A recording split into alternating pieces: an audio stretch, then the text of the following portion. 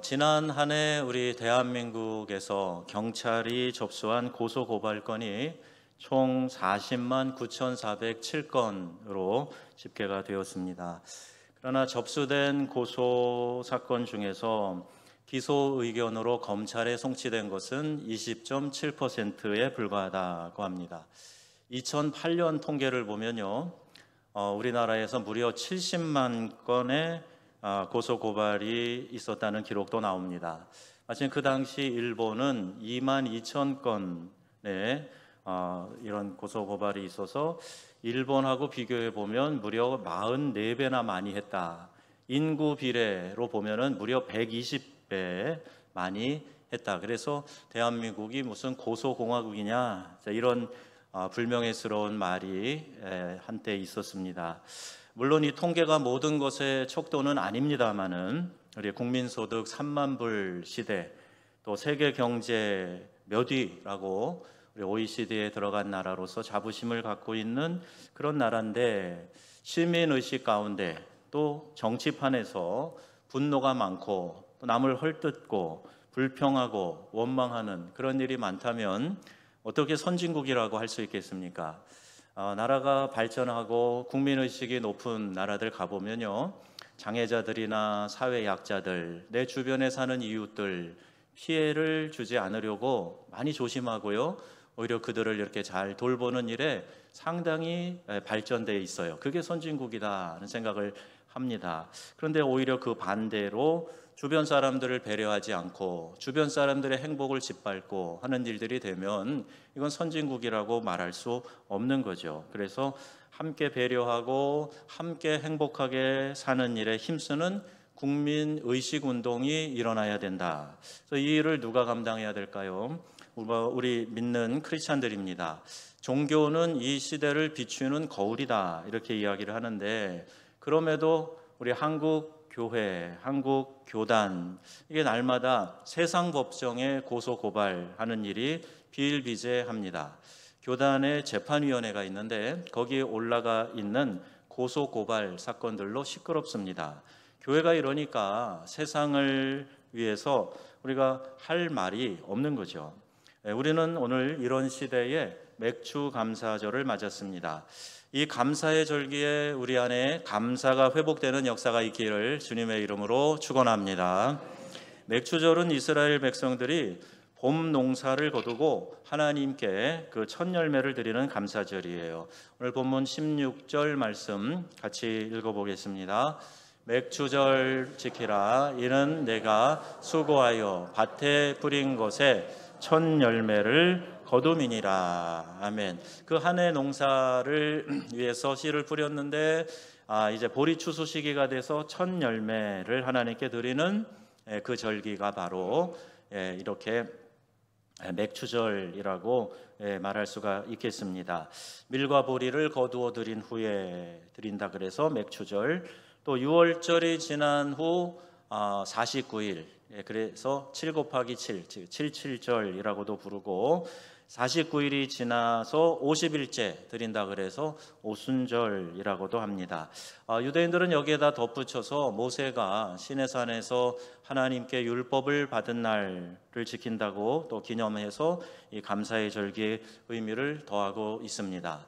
추수감사절도 그렇고 이 맥주 감사절도 그렇고요. 이 중심은 바로 감사이지요. 감사는 우리 혈관에 흐르는 피와 같다, 이렇게 비유하여 이야기하기도 합니다. 피가 잘 돌면 건강한 사람이고요, 피가 제대로 돌지 않으면 저리고 마비가 오고 결국 어딘가에서 터지고 또 경화되면 죽음에 이를 수도 있게 되는 거 아닙니까? 아무리 믿음이 좋아 보여도요, 감사하는 그런 마음이 없으면, 감사의 말이 없으면 그 진짜 믿음 좋은 게 아니라는 이야기예요. 예배 때마다 다 와서 참여하고 성경을 가슴에 끼고 경건하게 걸어 다녀도 내가 하는 말 가운데 감사가 없고 짜증과 원망, 불평이 많고, 그러면은 그 사람 그거 진짜 믿음 좋은 게 아니라는 이야기입니다. 우리가 한번 깊이 이 감사의 절기마다 이 감사를 생각해 볼 이유가 여기 있고요. 하나님이 우리의 그런 마음을 아시니까 절기를 두면서 감사하는 마음을 잘 회복하고 고양하도록 이런 절기를 주신 것 같아요. 악기들을 보면요, 악기가 규모가 크다, 아주 새로 나와서 반짝반짝하다, 그거 가지고 좋은 악기라 이렇게 얘기하지 않아요. 좀 오래되어도 소리가 좋은 것, 이것이 명품 악기이듯이 성도, 우리 믿는 성도는 감사 지수가 바로 우리의 믿음을 측량해 볼 수 있는 바로메타와 같다 하는 겁니다. 그래서 얼마나 이 사람은 감사를 잘하는가, 일상 가운데 아주 작은 거라도 찾아서 하나님 감사합니다. 그리고 옆에 있는 사람들에게 그 고마워하는 이 고마움을 표시하는 그런 마음 얼마나 갖고 있는가, 그게 곧 그 사람의 믿음의 수준이라고 말할 수 있다는 거예요. 오늘은 2024년도 전반기를 결산하고 후반기를 맞이하는 첫 주일입니다. 내가 명품 크리스천으로 살아가고 있는가?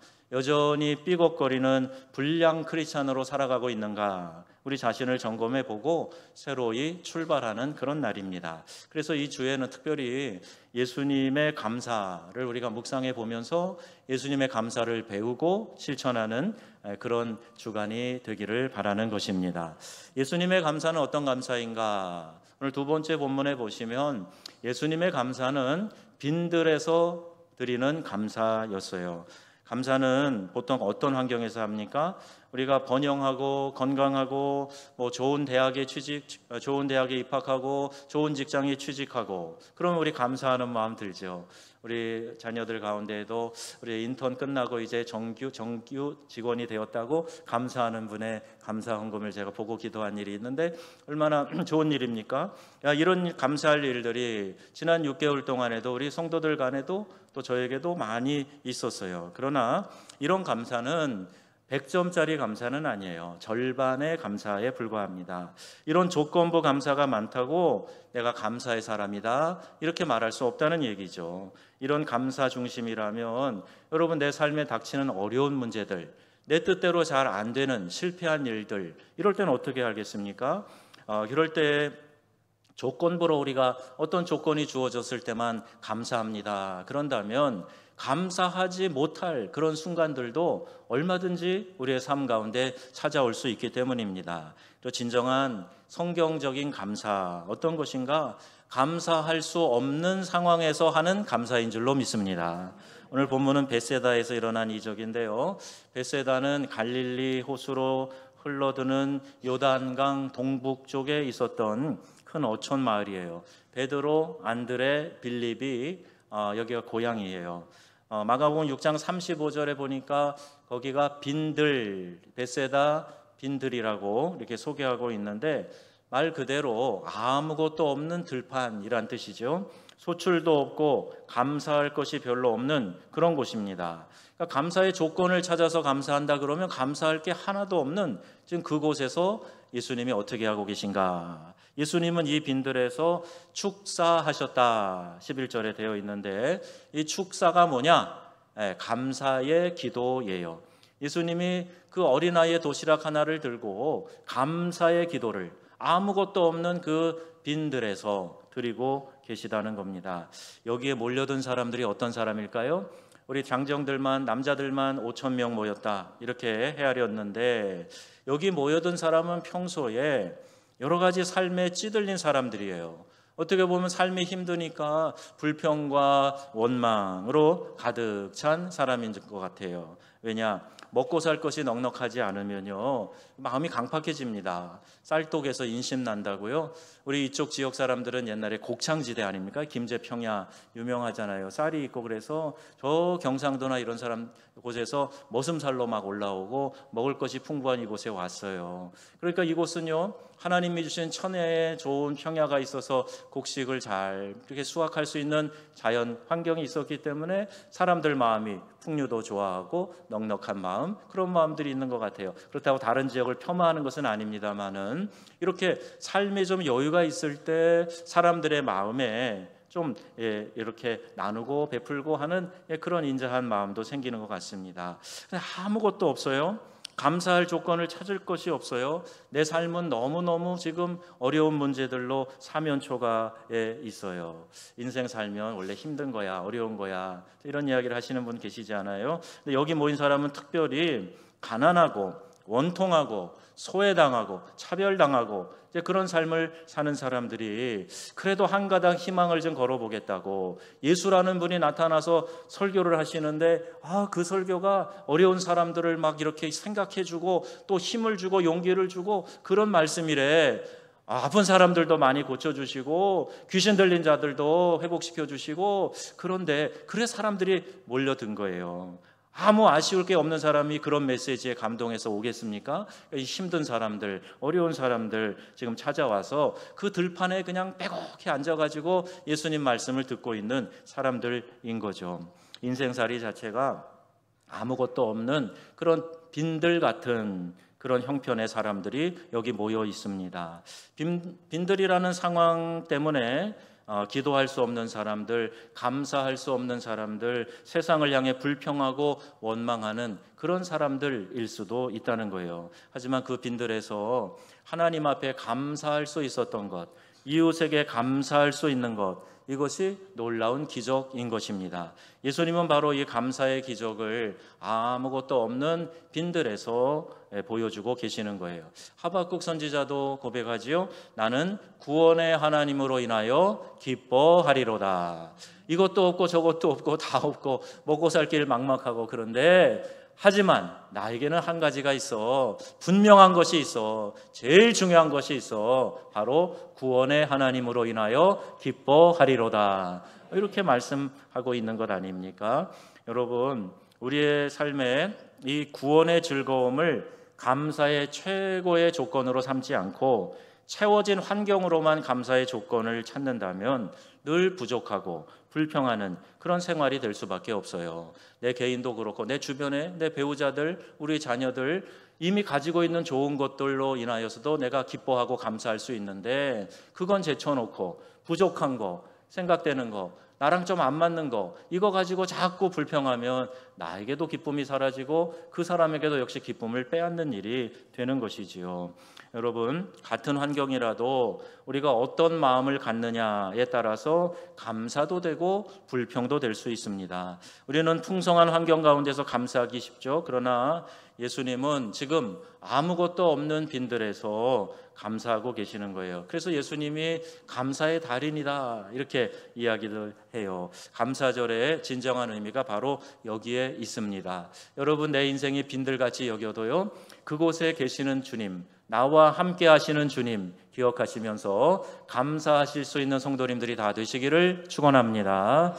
예수님은 또한 작은 것에 대해서 감사하셨어요. 말씀을 전하다 보니 저녁이 되었습니다. 여성과 아이들 막 합쳐보면 거의 2만 명이나 될 만한 막 큰 군중이 지금 그 앞에 설교를 듣고 집으로 가야 되는데, 아이고 그냥 가다가 저 허기져서 지쳐 쓰러지면 어떡하냐. 예수님이 그렇게 자상하게 염려까지 해 주셨어요. 그런데요, 이 한 아이의 보리떡과 물고기, 한 아이의 도시락, 이거가 전부입니다. 너무 작은 것이죠. 그러나 예수님께서는 그것을 들고 감사의 기도를 하셨어요. 그것밖에 없냐? 야, 감춘 것 좀 내놔봐라. 이렇게 안 하시고 그 아이의 도시락 예수님의 손에 올려지니까 그 도시락 하나 놓고 감사의 기도, 축사를 하셨다는 겁니다. 자, 그러자 어떤 일이 벌어졌습니까? 모두가 다 배부르게 먹고 12광줄이나 남아서 거두는 그런 일이 일어났어요. 여러분, 성경에 나오는 숫자 3, 7, 12, 이거는 완전 숫자예요. 그러니까 12광줄이가 우리가 배불리 먹고도 풍성하게 남았다 하는 그것을 이렇게 반영해주고 있는 거죠. 예수님과 당시 사람들의 감사가 달랐던 거예요. 그들도 감사의 사람들로 감사할 수 있었어요. 6월절 같은 이런 해방의 기쁨 인해서 감사했고요. 이 초실절, 열매를 처음 거뒀으니까 당연히 이 맥주절 같은 때 감사한 거죠. 첫 열매에 대한 감사도 했어요. 1년의 수확을 마무리하면서 수장절을 지키며 하나님 이렇게 많은 소출을 주셔서 감사합니다. 이런 절기 지키며 감사할 줄 알았어요. 하나님께 감사했습니다. 종교적인 것, 큰 것에 대해서는 감사를 잘 했습니다. 그러나 작은 것에 대해서는 감사하지 않은 거예요. 작은 것도 하나님이 세심하게 배려해서 주시는 은혜인데 이런 것들에 대해서는 감사치 못한 겁니다. 결국 작은 것, 보잘것없는 것을 두고서도 감사하시는 그 예수님을 통해서 광야에서 40년간 먹였던 만나와 같은 하나님의 축복을 지금 이 베세다 들녘에서 이 빈들에서 다시 한번 경험하게 해주시는 거예요. 그들의 마음속에 풍성히 공급하시는 그 하나님의 능력을 체험하는 기적으로 나타나게 된 것입니다. 여러분, 예수님의 이 작은 것에 대한 감사 기도가 놀라운 역사, 그들의 조상들이 광야에서 먹었던 만나와 같은 그런 신비로운 사건을 그들이 체험하게 된 것이죠. 누가 기적을 체험합니까? 여러분, 작은 것에서 비록 그것이 보잘것 없어도 그것에 대해서 감사하는 마음을 갖는 사람, 그 사람이 바로 감사를 통해서 기적을 체험할 수 있는 사람인 줄로 믿습니다. 작은 것이라고 여러분 소홀히 여기고 감사하지 않으면 이거는 큰 기적을 체험하지 못하게 되는 거예요. 여러분, 우리 마음속에 이것은 그렇게 대단하지 않아 이렇게 생각하고 큰 것에 대해서만 감사하려고 하지 마세요. 보리떡과 같은 작은 것들이 우리 주변에 분명하게 있습니다. 지난 6개월 동안에도 이 보리떡 5개, 물고기 2마리 같은 한 아이의 도시락 같은 작은 것들, 나에게 작지만 소소한 확신과 기쁨을 주었던 것들 얼마나 많이 있습니까? 그것에 대해서 여러분 얼마나 감사했어요. 저도 이 말씀을 묵상하면서 정말 하나님 베풀어 주신 은혜가 참 많다. 작지만 나에게 기쁨이 되어준 말들, 사람들, 행동들, 사건들 참 많이 있구나, 이렇게 생각하면서 감사를 회복하게 돼요. 이 작은 것들이 우리를 살리고 하나님의 의를 체험하게 보여주는 그런 놀라운 큰 능력으로 나타나게 될 줄로 믿습니다. 미국의 자동차 재벌로 알고 있는 헨리 포드가 있어요. 자동차를 만들어서 전 세계에 이렇게 알려진 사람이지요. 그런데 그가 한참 사업이 번성해 갈 때에 조지아주의 마르다 베리라고 하는 초등학교 여선생님이 편지 한 통을 보냈습니다. 이렇게 잘 나가는 기업가니까 또 미국 사람들은 이 청교도 기독교 정신으로 시작해서 이 나누고 베풀고 구제하는 거 잘하거든요. 그러니까 편지를 보내면서 뭐라 그랬냐 하면요, 제가 선생님인데 아이들을 위해서 우리 학교에 피아노 한 대를 좀 기증해 주시면 좋겠습니다. 1,000불만 좀 보내주세요. 이렇게 부탁하는 편지를 보냈습니다. 포드는 이런 유사한 편지가 하도 많으니까 그렇게 중요하게 생각하지 않고 그래도 성의가 있지, 그래서 1불을 보내줬어요. 1,000불을 요구했는데 1불 받았다. 여러분 같으면 어떻게 하시겠어요? 기분이 나쁘고 낙심하고 하지 않겠습니까? 그런데 이 마르다 베리라고 하는 선생님은 그러지 않았어요. 애들을 불러놓고 그리고 거기에 땅콩 종자를 그 1불로 구입을 해서 그 종자를 심어 농사를 하기 시작했습니다. 그리고 한 해가 다 농사를 하고 나서 땅콩 소출이 이제 나오게 되니까 거기에 감사 편지를 써가지고 주신 것으로 이렇게 땅콩 농사를 져서 이런 수확이 나와 일부를 선물로 감사의 마음으로 드립니다. 그리고 포드 씨에게 보내줬어요. 그랬더니 이 헨리 포드가 감동한 거예요. 아이고, 내가 더 많이 줄 걸. 1,000불을 요구했는데 10,000불의 수표를 써가지고 그에게 보내줬다는 이야기입니다.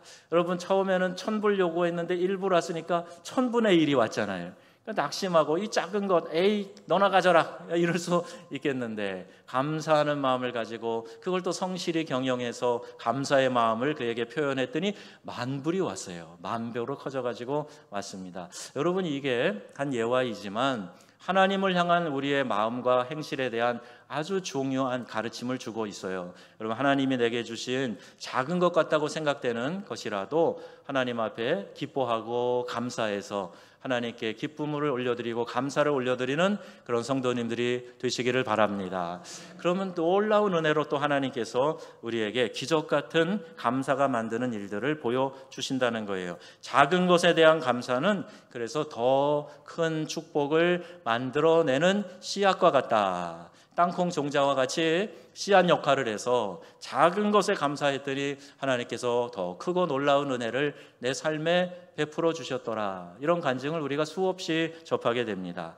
스펄전 목사님, 영국의 유명한 설교가이시죠. 이 스펄전 목사님이 했던 그 유명한 설교들 가운데 이런 구절이 있어요. 별빛 같은 하나님의 은혜에 감사했더니 달빛과 같은 은혜를 주시고, 달빛과 같은 하나님의 은혜에 감사드렸더니 태양빛과 같은 환한 은혜를 나에게 허락해 주셨습니다. 자, 이런 얘기예요. 자, 여러분, 성경은 작은 것의 중요성을 말하고 있습니다. 보리떡 5개, 물고기 2마리 해봐야 한 아이의 도시락, 작은 거였어요. 다윗의 손에 들려진 게 뭐죠? 물맷돌 하나예요. 작은 겁니다. 어린 소년이에요. 그의 손에 있는 것도 대단한 것이 아닌 그냥 물맷돌에 불과해요. 엑스칼리버 이런 거 아니고 작은 물맷돌이 주어졌어요. 예수님의 12제자, 그들도 역시 작은 존재입니다. 그 작은 것들이 세상을 변화시켰던 거죠. 작은 것에 대해서 감사하면 하나님께서는 큰 것에 대해 감사할 내용을 주시고, 작은 것을 감사하지 못하면 큰 것에 대한 감사도 없다 하는 것을 본문은 우리에게 가르쳐주고 있는 거예요. 아직도 한국이 OECD 국가 중에서 자살률 1위 계속 유지하고 있어요. 원인을 분석하는 여러 연구들이 있지만 우울증이라는 병적인 원인을 제1로 꼽습니다. 우울한 감정이 일주일 이상 지속되는 상태, 이것은 이제 우울증을 의심해 봐야 되는데 진단받고 또 의학의 도움을 받아서 치료해야 됩니다. 또한 이러한 병리 현상을 사전에 예방하기 위해서 미리 약도 드셔야 됩니다. 어떤 예방약을 드셔야 되는가? 바로 이 약입니다. 여러분 꼭 이 약은 여러분 구입해서 드시기 바랍니다. 일상감사약이에요. 일상감사약, 일상제약이 아니고요. 매일의 삶에서 감사하는, 이것이 예방약이 되는 거예요. 우리가 감사하면은요, 이렇게 우리 안에 있는 짜증과 우울이 사라집니다. 감사가 없는 사람은 쓸데없는 비교의식을 해요. 그러니까 자기가 받은 것은 생각하지 않고 받지 못한 것, 지금 갖고 있지 않은 것, 여기에 대해서만 생각을 합니다. 하지만 여러분, 작은 것에 대해서 감사하면서 살면 우울한 마음이 자리 잡을 곳이 없어요. 내가 작은 것에도 지금 감사가 넘쳐나는데 감사하면 항상 따라오는 게 기쁨이거든요. 그 기쁨을 내가 소유할 수 있기 때문에 우울한 감정이 슬그머니 빠져나가게 되는 겁니다. 어둠아 물러가라 막 외치지 마시고요. 빛을 딱 비치면 어두움은 자동으로 물러가게 되어 있는 거예요. 여러분 안에 감사가 있으면 우울한 마음이 사라질 줄로 믿습니다. 여러분, 남과 비교하지 마세요. 비교 의식은 마귀가 주는 생각이에요. 남과 비교하여 그를 무시하거나 아니면 내가 우월감에 빠지거나 이런 결과밖에 안 나옵니다. 비교하면 꼭 이런 결과가 나와요. 그래서 여러분 스스로에게 한번 집중해 보시기 바랍니다. 과거의 나와 현재의 나만 한번 생각해 보세요. 비교하고 싶거든 여러분 자신의 과거와 현재를 한번 비교해 보세요. 오늘 이제 예배 드리고 어디 좀 가족 모임도 가시고 이래서 일부 예배 좀 더 나오셨는데 일부 예배 나오신 분들이 다 이렇게 멋지고 막 근사해 보이고, 오늘도 2부도 마찬가지입니다만은 제가 그런 얘기를 했어요. 여러분 저를 보실 때 어떠세요? 제가 지금 이제 9년 차가 되는데 9년 동안, 만 8년 동안 지켜보신 제가 과거에 제가 더 멋지고 잘생겼나요? 지금의 제가 더 멋지고 잘생겼다고 생각하십니까? 그리고 제가 머리카락을 싹 이렇게 만져봤어요. 사람들이 지금의 제가 좀 더 좋아 보이는지 그 긍정의 뜻을 보여주셨는데, 제가 여러분을 볼 때도 그렇습니다. 여러분 수년 전에, 약 10년 전에 사진이 어디 페이스북 이런 데서 올라올 때가 있거든요. 같은 날. 그럼 보세요. 옛날 사진 여러분 이렇게 찾아놓은 거 한번 보세요. 아유 이때 정말 내가 촌스러웠네. 아유 이게 머리 스타일은 뭐야, 의복은 이게 뭐야. 지금보다 지금이 훨씬 더 세련돼 있단 말이에요. 여러분 외모로도 그렇지만 영적으로도 여러분 삶의 실력으로도 훨씬 더 지금 성숙해져 있으신 거예요. 그러니 과거의 나와 현재의 나를 비교하면서 여러분 만족하고 감사하시기를 바랍니다. 아직도 뭔가 내 자신 비교해봐도 과거보다 현재가 특별히 난 게 없어. 그런 분들은요, 미래를 생각하세요. 나의 미래가 지금보다 훨씬 더 아름답고 멋질 것이다 하는 기대를 가져보시기를 바랍니다. 제가 코칭을 공부하면서 배운 유익은 뭐냐 하면요, 상담은 과거의 어두운 문제를 해결해 주는 데 집중해요. 근데 코칭은 지금 현재의 밝은 부분, 앞으로 더 잘 될 것, 여기에 집중하면서 생각하게 만드는 거예요. 여러분, 이게 목회 상담에도 참 중요한 원리라고 생각이 되었어요. 여러분의 삶에 지금보다 더 나은 미래가 반드시 온다 하는 사실을 꼭 기억하시기를 바랍니다. 왜요? 긍정적인 생각만 해도 그런데 하나님이 그렇게 해주시겠다고 약속하고 계시지 않아요. 그러니까 여러분, 하나님 말씀 붙잡고 지금보다 더 나은 미래를 열어가시기를 주님의 이름으로 축복합니다. 과거보다 오늘 내가 좀 못하다 혹시 생각이 되시면 꼭 미래를 상상하세요. 얼마나 기대되고 감사한 일입니까? 작은 내가 주님에게 쓰임받을 수 있다는 것, 이게 얼마나 행복한 일입니까? 첫 열매를 드리는 이 맥추절, 초실절은 수장절, 추수감사절과 비교해 보면 그리 큰 수확이 있는 절기는 아니에요. 그러니까 첫 열매 나왔다고 하나님께 드리는 그런 절기니까. 그러나 수확이 작다고 해서 감사가 적어야 하는 것은 아니죠.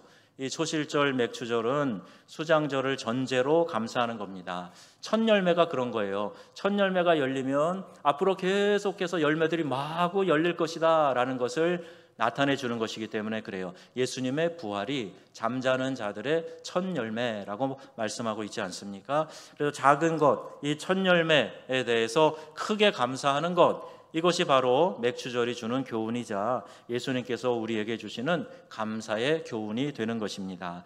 또한 예수님의 감사는 사람에 대한 감사예요. 사람에 대한 감사.